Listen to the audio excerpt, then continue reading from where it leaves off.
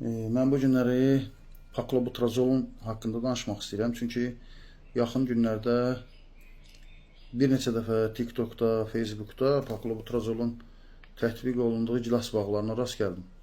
Ona görə mövzuya münasibət bildirmək istədim. Ümumiyyətlə paklobutrazol bitki böyüməsini tənzimləyən və giberalinin biosintezini, yəni təbii əmələ gəlməsini önləyən bir maddədir paklobutrazol. Yəni biz ona el arasında durdurucu deyirik. Yəni giberalini hədəf alır da bu maddə. Giberalin yoxdursa bitkidə inkişaf yoxdur. Durdurmaq o deməkdir.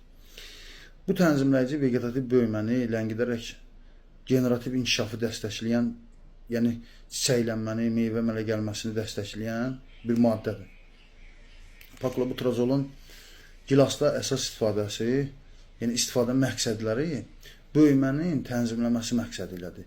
Yəni belə deyək ki, vegetativ böyüməni, şivləri və eyni zamanda yarpaqları zəiflədərək enerjinin meyvə əmələ gəlməsinə yönləndirir. Ağacın kompakt saxlanması məqsədi ilə xüsusilə də intensiv bağlarda budamaya ehtiyacı azaltmaq məqsədi güdə bilər.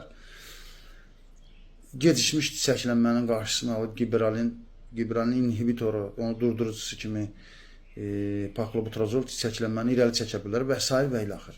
Bunu zaten TikTok'daki paylaşımlardan da görürsünüz, bilirsiniz. Hətta verməyənlər niyə vermədiyinə görə, niyə xəbəri olmadığına görə özlərini qınayanlar da var. Mən sizə əsasən paklobutrazolun əks təsirlərindən danışmaq istəyirəm ki, kimsə özünü qınamasın, niyə vermədiyinə görə heyfslənməsin.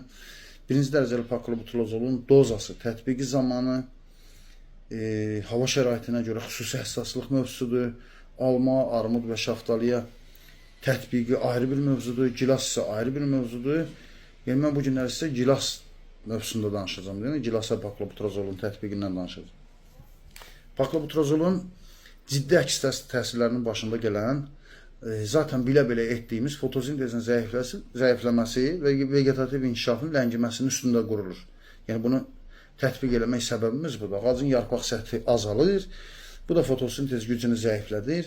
Ağacların enerjisini azaldırır, zəif böyüməyə, inkişafın geriliyinə səbəb olur və bir il göz aldatması ilə belə deyək, növbəti illərdə çiçəklənmə və meyvə tutumunda azalma, hətta növbəti illərdə çiçəklənmədə gecikmə və çiçək açma zamanı baxımından da müxtəliflik, qarışıqlıq müşahidə oluna bilər və ən pisi də meyvə tutumu zəifləyir.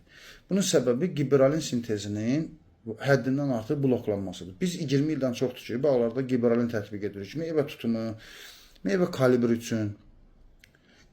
Paklobutrazol tətbiqi zamanı isə həm verəcəyimiz giberalin, həm də ağacın özü tərəfindən istehsal edilən giberalin funksiyasını itirir. Və ağacda paklobutrazol çox olduqda antigiberalinlər, yəni inhibitorlar, giberalinin funksiyasını durduran maddələr çoxalır. Bu isə meyvə tutumunu artıra bilər. Lakin eyni zamanda meyvənin böyüməsini ləngidə bilər. Çünki hüceyrə uzanması giberalinsiz dayanır. Bu da öz növbəsində meyvələrin kalibrini və bazar dəyərini azaldır. Növbəti illərdə isə xüsusilə davamlı istifadəsi zamanı məhsuldarlıqda nəzərə çarpacaq azalma müşahidə edilə bilər. Ağaclar stresə düşə bilər və özünü bərpa edə bilməsi mümkün olmaya bilər. Və eyni zamanda paklobutrazol torpaqda çox uzun müddət qala bilir. Və düşünək ki, yarpaqdan tövsiyə olunan doza 50-150 ppm arasındadır. Torpaqdakı zərərli həddi isə 5 ppm-dir. Yağışlarda, nə bilim, çiləmə zamanının özündə belə torpağa tökülən hissəsi uzun müddət problemi davam etdirə bilər. Və növbəti illərdə də vegetativ inkişafın tənzimlənməsi ciddi problemə çevrilə bilər. Məsələn, belə deyək ki, xüsusilə bağın zəif drenajlı ərazilərində yığıla bilər. Və konkret bağın sökülməsinə səbəb olar bilər və deyim ki, bunları çəkib TikToka kimsə qoymur. O hallarda az deyil. Ümumiyyətlə, giberalin bloklandıqda stokinin və auksinin balansı da dəyişir. Ağacın tərkibində, yəni stokinin və auksin balansı da dəyişir. Mən əslində şaftalıda falan da mən paklobutrazoldan dəfələrlə istifadə eləmişəm. Söhbət gilasdan gedir. Gilasda tətbiqinə isə şaftalıya baxıb bu şəkildə bir TikTok çəkilişləri eləyib paylaşırlar. Ona görə yəni demək istədiyim, diqqətli olmaq lazımdır, hansının nəyə istifadə eləmək olar, hansı ağacın quruluşu nədir. Nəysə, ümumiyyətlə giberalin bloklandıqda stokinin və auksin balansı dəyişir deyirik. Bu isə kök inkişafı, yarpaq formalaşması və çiçək orqanlarının düzgün formalaşmamasına mənfi təsir göstərir. Buna in vitro rastvorlarından başa çıxanlar bilir.